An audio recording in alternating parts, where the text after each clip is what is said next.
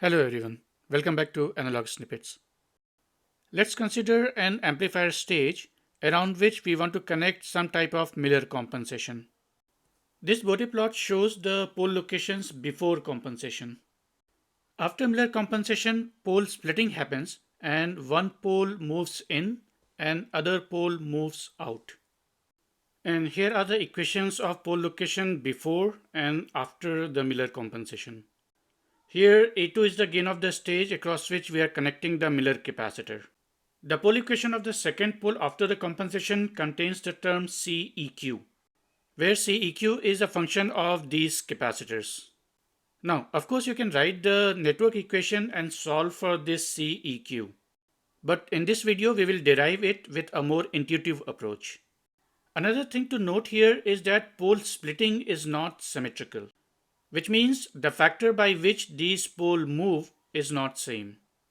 And this fact has an implication on the achievable unity gain frequency after the compensation.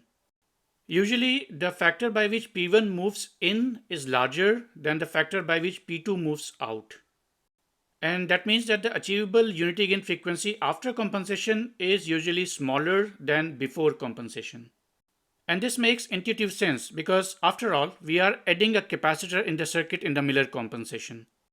And capacitors often slow things down. But this factor by which the second pole moves out depends on which type of Miller compensation we are using here. In this video, we will look at three different approaches: simple Miller compensation with the voltage buffer, and Miller compensation with the current buffer. Let's begin with the factor of pole splitting. If we take the ratio of first pole before and after compensation, we get this equation. GM-RO being the DC gain of the stage is much greater than 1. Also, the CC in a typical design is several times bigger than Cin. So this value is much greater than 1, which is what is expected from a Miller compensation. Now, if we look at the ratio of second pole before and after compensation, we get this equation. The first factor 1 over GM-RO is much smaller than 1. We'll look at this ratio of capacitor soon.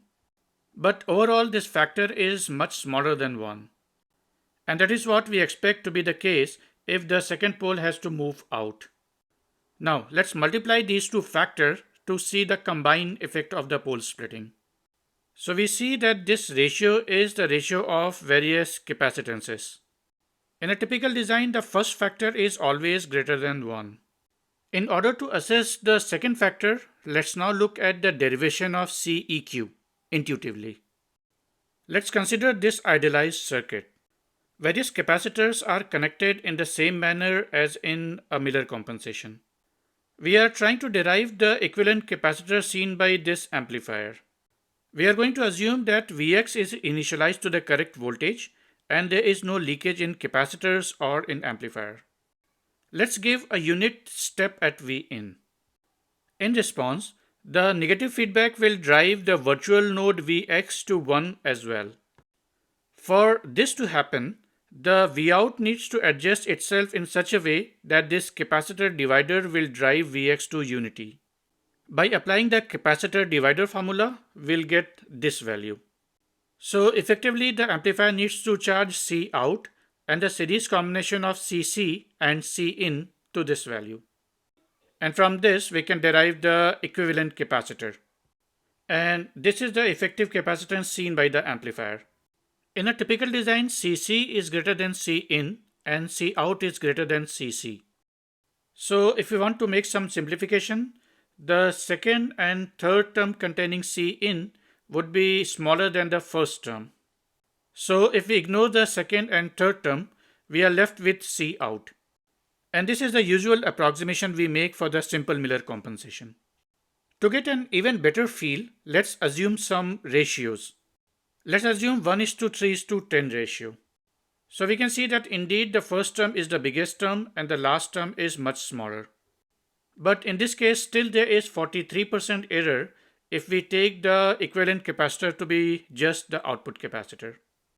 Now let's consider the ratios of the pole before and after compensation. So we see that the product of poles after compensation gets about 4 times smaller than the before compensation. And that's the loss of the unity gain frequency you get as a result of simple Miller compensation. Now, we know that the simple Miller compensation adds a right hand zero, which is not desirable. One way to avoid the right hand zero is to add a voltage buffer in the Miller feedback. Addition of this buffer removes the feed forward through the Miller compensation, which creates the right hand zero, while still keeping the feed back, which creates the Miller effect. Now let's calculate the equivalent capacitor with this configuration. In response to a unit step in Vin, Vx goes to 1, and for that Vout needs to go to the same value if we assume that this buffer is a unity gain buffer. So as far as the voltages of Vx and Vout are concerned, it's exactly same as that in simple Miller compensation case. The difference is that the series combination of Cc and Cin is no more driven by the amplifier. Now it is this buffer which drives the series combination of these capacitors.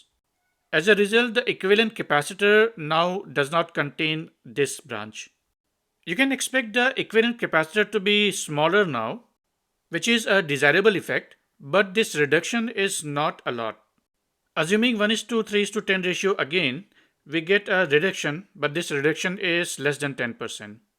So in summary, adding the voltage buffer removes the right hand zero, which is indeed an important benefit, but it does not improve the post compensation bandwidth a lot.